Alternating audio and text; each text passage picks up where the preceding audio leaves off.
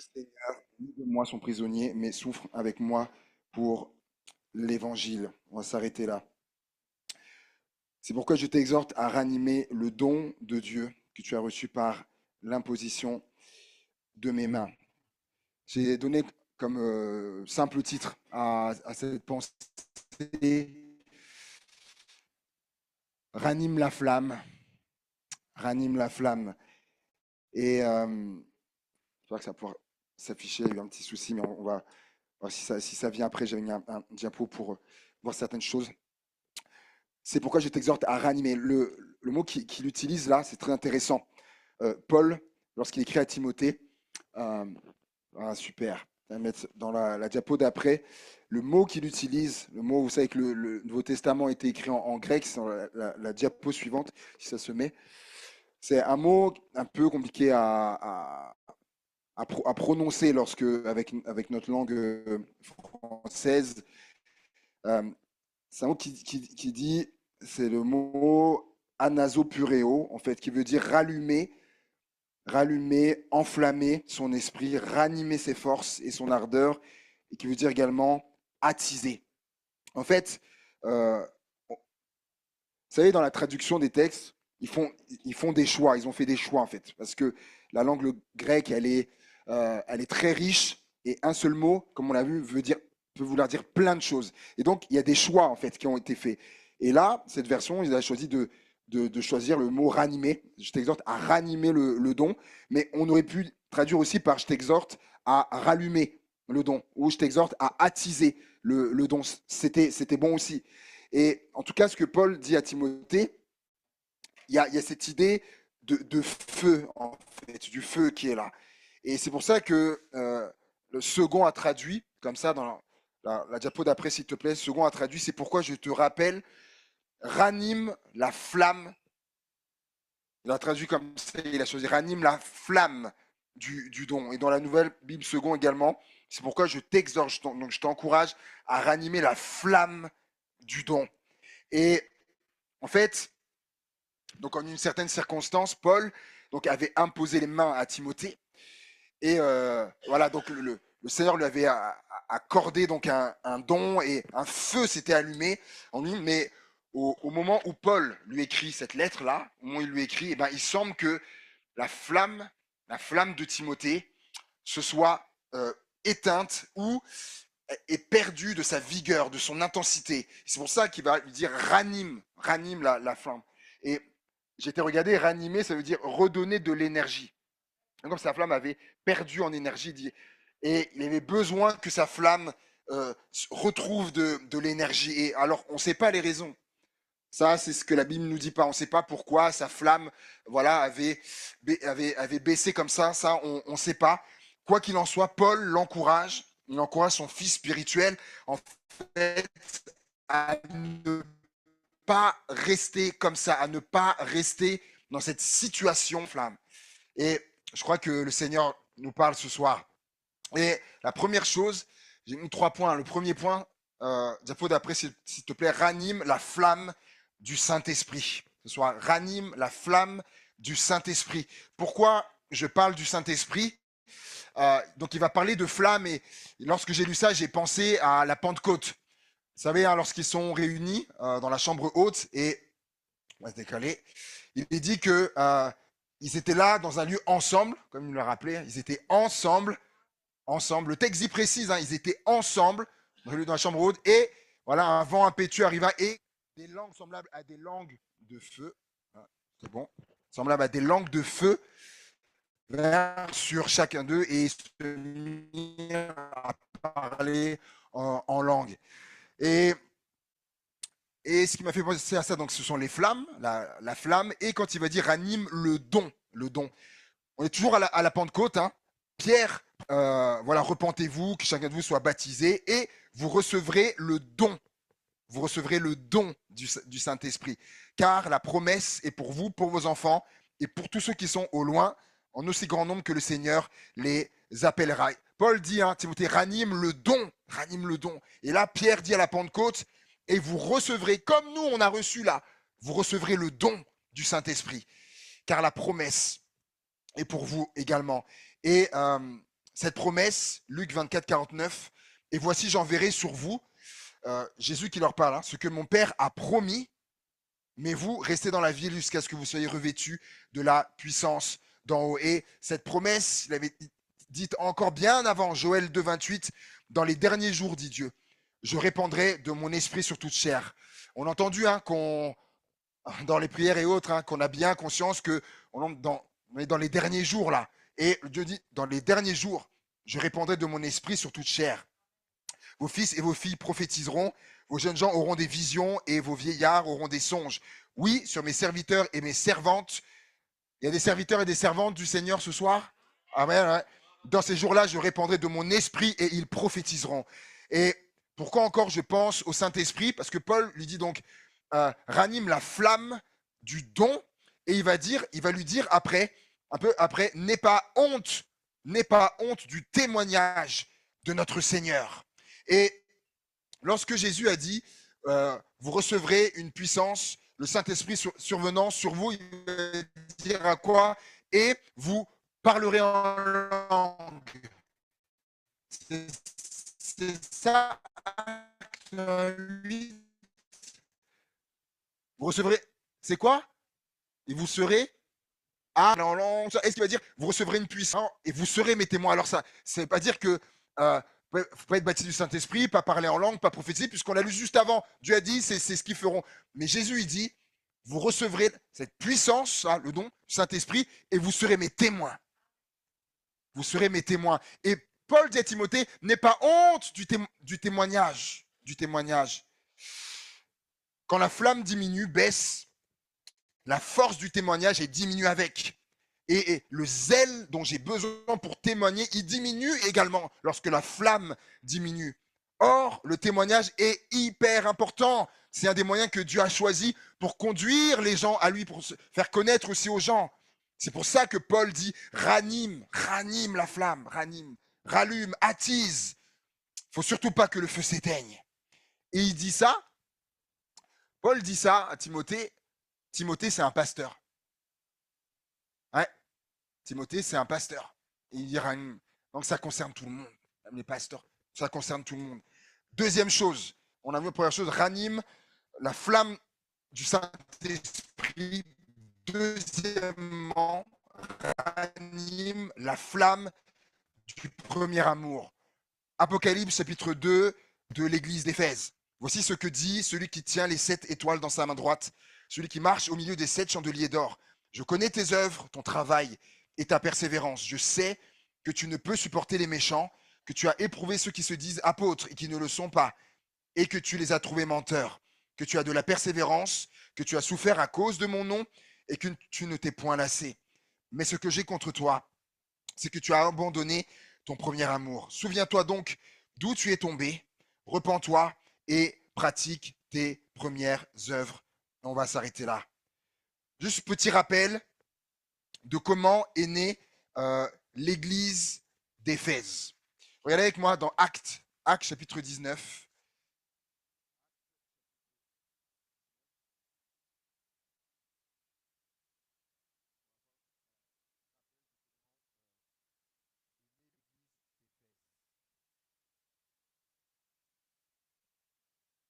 Acte 19. Et c'est à partir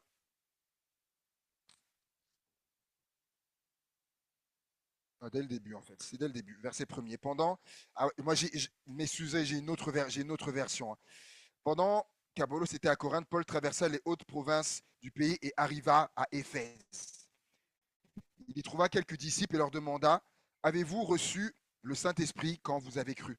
Ils répondirent, nous n'avons même pas entendu dire qu'il y ait un Saint-Esprit. Paul leur demanda alors, quel baptême avez-vous donc reçu? Ils répondirent, le baptême de Jean. Paul leur dit, Jean baptisait ceux qui acceptaient de changer de comportement, au baptême de repentance, et il disait au peuple d'Israël de croire en celui qui allait venir après lui, c'est-à-dire en Jésus. Après avoir entendu ces mots, ils se firent baptiser au nom du Seigneur Jésus. Paul posa les mains sur eux, on leur posa les mains et le Saint-Esprit leur fut accordé. Ils se mirent à parler en des langues inconnues et à donner des messages reçus de Dieu. Donc ils se mirent à prophétiser. Ils étaient environ 12 hommes. Paul se rendit à la synagogue et pendant 3 mois, il parlait avec assurance, il prêchait ce qui concerne le royaume de Dieu et cherchait à convaincre ses auditeurs. Mais plusieurs s'entêtaient, refusaient de croire et parlaient avec mépris du chemin du Seigneur devant l'assemblée. Alors Paul les quitta, emmena les disciples avec lui et prêcha tous les jours dans l'école de Tyrannus. Cela dura 2 ans, de sorte que tous ceux qui vivaient dans la province d'Asie, les Juifs et les non-Juifs, entendirent la parole du Seigneur. Dieu accomplissait des miracles extraordinaires par Paul. C'est ainsi qu'on apportait aux malades des linges ou des mouchoirs qui avaient touché son corps. Ils étaient alors délivrés de leur maladie et les esprits mauvais sortaient d'eux. Quelques juifs allaient à un endroit d'autre et chassaient des esprits. Non, on va aller plus loin. On va aller plus loin. Et à partir du verset 18, euh, c'est ça. Beaucoup de ceux qui étaient devenus croyants venaient avouer et déclarer publiquement ce qu'ils avaient fait. Un grand nombre de ceux qui avaient pratiqué la magie apportèrent leurs livres et les brûlèrent devant tout le monde. On calcula la valeur de ces livres et l'on trouva qu'il y en avait pour 50 000 pièces d'argent. C'est ainsi que la parole du Seigneur se répandait avec puissance et démontrait sa force. Amen. Donc, en fait, l'église d'Éphèse, elle a démarré déjà par des baptêmes du Saint-Esprit. Baptême du Saint-Esprit, comme on l'a lu. Ensuite, Paul a enseigné pendant 2 ans la parole de Dieu. Et il dit qu'au bout de 2 ans, tous ceux qui habitaient l'Asie avaient entendu la parole de Dieu. Et je me disais, mais ce serait tellement formidable si au bout de 2 ans, je ne sais pas, toute la région, Rhône-Alpes, Bourgogne, si tous les gens de cette région avaient entendu la parole de Dieu au bout de 2 ans, et même sans aller jusque-là, ne serait-ce que Givors, si au bout de 2 ans, tous les Givordains, c'est ça, avaient entendu la parole de Dieu au bout de 2 ans, ou les Viennois, au bout de 2 ans, toute la ville de Vienne avait entendu la parole de Dieu, ou à Saint-Chamond. Je me disais, mais ce serait extraordinaire. Là où ils sont, au bout de 2 ans, tout le monde avait entendu la parole de Dieu. Et donc, il dit qu'après que les linges, les mouchoirs qui avaient touché Paul, on appliquait ça sur les malades étaient guéris. Et beaucoup de gens qui pratiquaient la sorcellerie, ont confessé leurs péchés, amené leurs livres de magie, ont brûlé tout ça. Donc l'église d'Éphèse, c'est un démarrage absolument glorieux, glorieux, glorieux. C'est quand on dit c'était le feu. N'oublie pas mon thème, c'était le feu. C'était le feu. Et Apocalypse, ça qu'on a lu, lorsque Jean écrit ça, on est à peu près, il y a le règne de l'empereur Domitien, et donc c'est environ donc 40 ans après donc l'église d'Éphèse, elle a environ une quarantaine d'années. Et à ce moment-là, manifestement, on a lu ce que Jésus leur dit, l'église d'Éphèse avait perdu son enthousiasme au bout de 40 ans. Et vous savez, on peut avoir connu un début de vie chrétienne glorieux, comme l'église d'Éphèse, avec marqué par le miracle, le surnaturel, la puissance de Dieu. Et le temps passant, eh ben, la flamme qui au départ était comme la flamme qu'on fait, vous avez déjà fait les feux de camp lors des retraites spirituelles, souvent des fois avec la jeunesse ou autre, on faisait, ou même dans les camps d'église, on fait un feu de camp là, un feu de camp. Moi j'aime bien les feux de camp là, pas juste pour les chamallows, hein, mais les feux de camp là j'aime bien. On est autour là, ça chante, il y a la guitare, il y a les témoignages et tout ça j'aime bien. Mais ce feu qui pouvait être comme ça au départ, au bout d'un certain temps, et parfois est devenu comme un feu de briquet, un feu du briquet. Et alors, c'était un peu comme Timothée aussi là. Alors, oui, elle faisait des choses, l'église d'Éphèse. Il va lui dire d'ailleurs, je connais ton travail, je connais tes œuvres, mais il n'y avait plus la flamme. Je peux être dans l'église, faire des choses, mais je les fais par routine, par habitude, parfois par religiosité, mais des fois, il peut arriver que la flamme n'est plus là. Alors, si c'est le cas, j'ai besoin d'être embrasé à nouveau, embrasé tout à nouveau. Et je vous pose la question, savez-vous qui était le pasteur de l'église d'Éphèse? Ah, j'ai entendu. Non, c'était Timothée, pasteur de l'église d'Éphèse. Tiens, pasteur de l'église d'Éphèse, Timothée. Et Paul dit à Timothée, ranime la flamme, Et Jésus dit à l'église d'Éphèse, tu as abandonné ton premier amour. Mais en fait, c'est la même chose, hein, mais dit autrement. Euh, vous avez remarqué que Jésus ne dit pas il dit pas tu as perdu parce que il faut avec la lecture, souvent on dit ah tu as perdu ton premier amour. Non, non, non, non. Il dit pas tu as perdu, il dit tu as abandonné. C'est pas la même chose. Perdre quelque chose, c'est on n'a pas fait exprès, on a perdu. Un abandon, c'est volontaire. C'est volontaire. Et il dit ça à l'église d'Éphèse. Mais ce qui est formidable avec le Seigneur, c'est que le Seigneur, il a des solutions à tout. Il y a toujours des solutions, des remèdes. Et j'ai posé cette question après sur le diapo. Comment ranimer la flamme, du coup? Comment ranimer la flamme? Premièrement, il veut dire, souviens-toi. Souviens-toi d'où tu es tombé. La Bible nous invite, vous pouvez parcourir la Bible. J'ai pas eu le temps de regarder le nombre de fois où la Bible nous invite à nous souvenir. Le nombre, il est énorme. Il dira au peuple d'Israël, hein, quand il dit quand je vais te faire rentrer dans Canaan, tout ça, souviens-toi d'où ce que tu as vécu, d'où viens-toi, souviens-toi d'où je t'ai sorti, etc. Souviens-toi, souviens-toi, souviens-toi, souviens-toi. Le souvenir est primordial et c'est pour ça aussi que chaque année, il y a les commémorations, comme il y aura dans quelques temps, le 11 novembre, etc. Le souvenir est primordial et se souvenir des raisons qui ont fait que la flamme se soit éteinte ou qu'elle ait diminué. Il faut se souvenir. Peut-être que se dire, tiens, pourquoi? Peut-être c'est j'ai pensé à ça, par faute de ne pas avoir vu une prière exaucée. Peut-être cette prière pour, pour un fils, pour une fille qui est loin de Dieu, où à force la lassitude s'est installée, la flamme a perdu en intensité, la flamme aussi de la flamme de la prière. Le Seigneur dit, souviens-toi. Si c'est le cas, le Seigneur dit, mais souviens-toi des exaucements que tu as eus. Souviens-toi de ça. Souviens-toi de comment j'ai agi. Souviens-toi de comment j'ai pourvu dans telle autre situation. Comment je suis intervenu dans telle autre situation. Alors que je me souviens de toutes ces choses. Alors là, ma flamme va commencer en fait à se ranimer. Vous savez comment David faisait pour que sa flamme, son feu reste intact? Est-ce que vous savez comment David faisait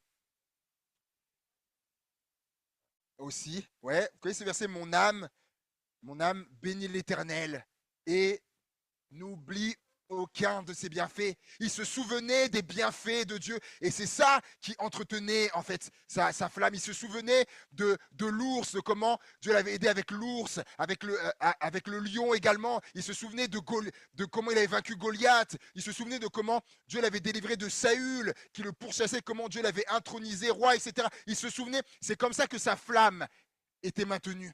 Le souvenir. Le souvenir. Alléluia. Se souvenir, vous savez, également, euh, de, se, de se souvenir comment, au temps où cette flamme, elle était vive, cette flamme. Se souvenir de tout ce que ça produisait. Vous savez, la flamme, le feu, il a plein d'effets. Ça éclaire, ça réchauffe, ça permet de cuire, ça purifie. Et se souvenir, la flamme, quand elle était vive, peut-être pour quelqu'un, souviendra de comment tu éclairais les gens. Comment tu éclairais les gens? Comment la femme qui réchauffe, comment tu réchauffais les gens? Comment tu étais et tu consolais? Peut-être, si on parle à quelqu'un, rappelle-toi, souviens-toi de ça. Il se passait des choses. Ah oui, quand cette flamme, elle était au plus fort, il se passait des choses. Deuxièmement, il va dire, souviens-toi, il veut dire, repens-toi. Se repentir parce qu'il y a sans doute des causes qui ont fait que cette flamme soit aujourd'hui moins forte. Il faut juste l'admettre devant Dieu, être honnête et vrai, juste en fait avec soi-même. Pour moi, le meilleur exemple de la repentance, c'est le fils prodigue, Luc 15. C'est alors que je prends conscience, comme lui, il va le faire à un moment donné, je prends conscience que peut-être j'ai fait des mauvais choix. Comme ce fils, il réalise que j'ai demandé ma part d'héritage, comme ça à mon père alors qu'il n'était même pas mort. Je lui ai demandé ça, je suis parti, j'ai tout claqué en vivant dans la débauche et tout ça. Il réalise en fait. Peut-être qu'il y a eu des relations qui n'étaient pas à avoir ou qui ont eu un impact sur mon feu, sur mon feu. Vous savez, le péché peut éteindre notre feu. Et je réalise mon état comme lui. Il a réalisé à un moment donné, je suis là, il dit, je suis là avec les cochons. Je suis avec les cochons, je suis dans la boue. Il réalise son état. Il y a peut-être des situations dans lesquelles je me suis mise. Et à cause de ça, il y a eu cette baisse, cette extinction de ce feu. Mais alors qu'il y a ça, je prends une décision. Comme le fils prodigue, je prends une décision. Faire comme lui, faire demi-tour. Faire demi-tour et retourner vers mon Père. L'image de mon Père céleste. Je retourne vers mon Père. Et quand je vais voir que mon Père, quand il est arrivé, son Père qui l'attendait, quand je vais voir que mon Père, mon Dieu, il m'attend aussi, il m'attend et qui me prend dans ses bras, il est tellement heureux de me retrouver. Et quand je vais voir que mon Père, il fait la fête pour moi, tu es le Vaugras, on va faire la fête, réjouissons-nous. Quand je vais voir ça et vivre ça, oh, mon feu va se ranimer, mon feu se ranime. La troisième chose, souviens-toi d'où tu es tombé, repens-toi, il va dire, et pratique tes premières œuvres. Ranime la flamme du service. Ranime la flamme du service. Peut-être pour quelqu'un, tu servais avant.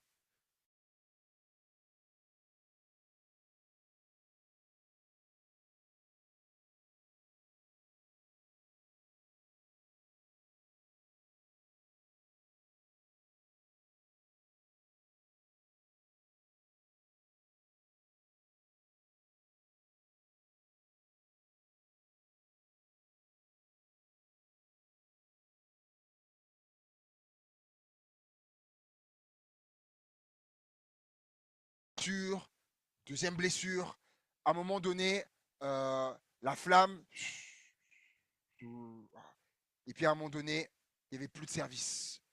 Cette personne avait arrêté de servir Dieu.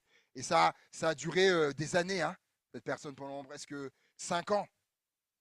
Mais cette personne, vous savez, le Seigneur, comme le Seigneur, il est bon.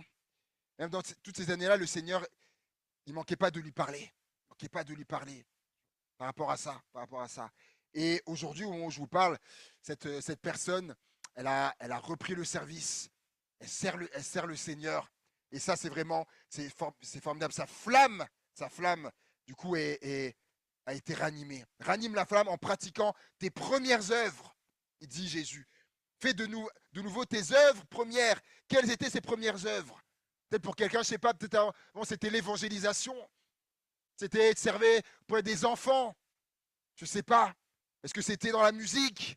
Est-ce que c'était dans les œuvres de compassion, d'aider le prochain qui souffre, qui a besoin? Est-ce que c'était l'hospitalité? Il y a tellement de façons de servir. Peut-être quelqu'un est là et réalise que la flamme, elle est descendue. Le Seigneur dit, pratique tes premières œuvres. Pratique tes premières œuvres. Et en réalisant ces premières œuvres, le feu va se rallumer. Pourquoi? Parce que Hébreux 1,7 nous dit, de plus, il dit à ses anges, celui qui fait de ses anges des vents et de ses serviteurs des flammes de feu. Des serviteurs et de ses servantes, des flammes de feu. C'est ça que le Seigneur, il veut. Et j'arrive à la fin. 3 choses. Le Seigneur il disait 3 choses. Souviens-toi d'où tu es tombé, repens-toi, pratique tes premières œuvres. Et c'est intéressant parce que pour animer un feu qui s'éteint, on va le voir après, diapo d'après, c'est très intéressant parce qu'il y a 3 choses essentielles aussi. C'est extraordinaire. C'est-à-dire, le Seigneur donne 3 choses et dans la réalité, il y a 3 choses essentielles aussi. Dans le feu, la Bible dit, faute de bois, le feu s'éteint. Donc, qu'est-ce qu'il faut? Il faut du bois. Et pour nous, le bois, ça nous rappelle quoi, le bois? Le bois de la croix. La croix. Pour que le feu soit maintenu, soit ravivé, il faut que la croix demeure au mieux, que l'œuvre de Jésus soit au centre, la croix, qu'elle soit là. Et qu'elle ne soit jamais enlevée. L'autre chose, c'est que lorsque un feu s'éteint, pour le ranimer, le raviver, il faut créer des espaces d'air. C'est pour ça qu'il faut avec le brasier, on fait comme ça. Parce qu'en fait, ça amène de l'oxygène, en fait, et qui permet, du coup, au feu d'être ranimé. Et j'aime cette parole d'un revivaliste qui a dit un jour que la prière est la respiration de l'âme. La prière est la respiration de l'âme. Peut-être que quelqu'un ce soir a besoin de ranimer rallumer la flamme de la prière qui s'est un peu éteinte. Donc il y a la croix, il y a la prière pour que le feu ne s'éteigne pas. Et la troisième chose, et vous savez, des fois on utilise, je ne sais pas comment ça s'appelle là, truc, voilà, souffler, voilà, ben oui, hein, tout simplement, souffler, et ça souffle, faut souffler. Ah, Jésus a dit à Nicodème dans Jean 3, il va lui dire, le vent, il souffle où il veut, en parlant du Saint-Esprit, le vent souffle, et il faut également le Saint-Esprit, il faut le Saint-Esprit. Jean chapitre 6, verset 63, c'est l'Esprit qui vivifie. La chair ne sert de rien. Les paroles que je vous ai dites sont esprit et vie. Et c'est très intéressant. Il va dire, c'est l'esprit qui vivifie. Non, juste avant, s'il te plaît. C'est l'esprit qui vivifie. Dans le mot qu'il utilise, Paul, à Timothée, ranime, en fait, dans le mot grec, il y a cette notion de rendre vivant le feu. Et c'est intéressant. C'est l'esprit qui vivifie, qui rend vivant le feu, qui rend vivant le... Alléluia. Et dernière chose, il va dire, les paroles que je vous ai dites, elles sont esprit et vie. C'est par mes paroles aussi que ton feu, il restera en vie. Jésus dit, c'est par mes paroles. Et je trouve l'exemple le plus parlant de ça, c'est Luc 24, les disciples d'Emmaüs. Ils sont en chemin, ils sont dans l'abattement le plus total. Jésus est mort, on l'a crucifié Jésus, on l'a mis au tombeau. Leur maître n'est plus là. Pour eux, c'est celui qui devait les délivrer des Romains. Les délivrer des Romains, il est plus là. Il est plus là. Et donc, leur feu là, avant eux, qui étaient en feu avec Jésus, là, leur feu, il est quasiment mort. Quasiment mort. Presque éteint. Il ne reste plus grand-chose. Et ça, Jésus l'a vu. Et il dit que Jésus va, alors qu'ils sont en chemin, Jésus va les rejoindre et ils vont pas, leurs yeux étaient empêchés de le reconnaître. Jésus est à côté d'eux, hein, Jésus ressuscité, et ils ne reconnaissent pas que c'est Jésus. Et là, il va leur dire, mais pourquoi êtes-vous si tristes, etc. Il va commencer à leur parler. Et ce que je trouve beau, c'est qu'ils vont dire à un moment donné, notre cœur ne brûlait-il pas au-dedans de nous lorsqu'il nous parlait en chemin, lorsqu'il nous expliquait les Écritures. Parce qu'à un moment donné, voilà, Jésus va rompre voilà, le bain, il va disparaître à leurs yeux.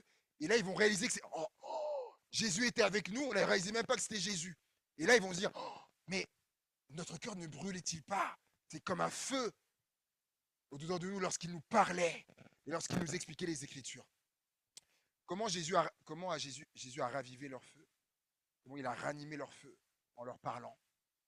En leur parlant. C'est ça que Jésus a dit, mes paroles, elles sont esprit et vie. Vous avez besoin de mes paroles, Jésus dit. Ce sont mes paroles qui vont faire que ça va pouvoir ranimer également le feu, la flamme dans leur cœur, elle s'est ranimée.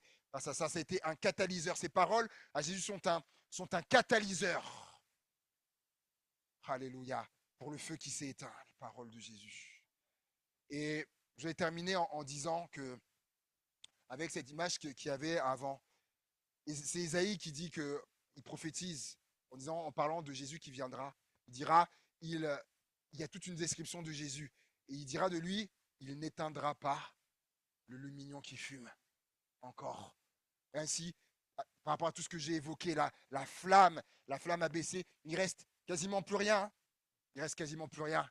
Vous savez que lorsque ça là, du doré comme ça là, ça peut être allumé.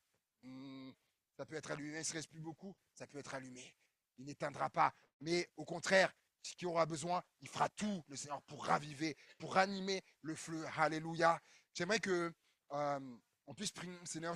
Est-ce que, là on est dans la spontanéité, est-ce qu'on pourrait prendre un chant? Je ne sais pas lequel, mais qu'on prenne un chant.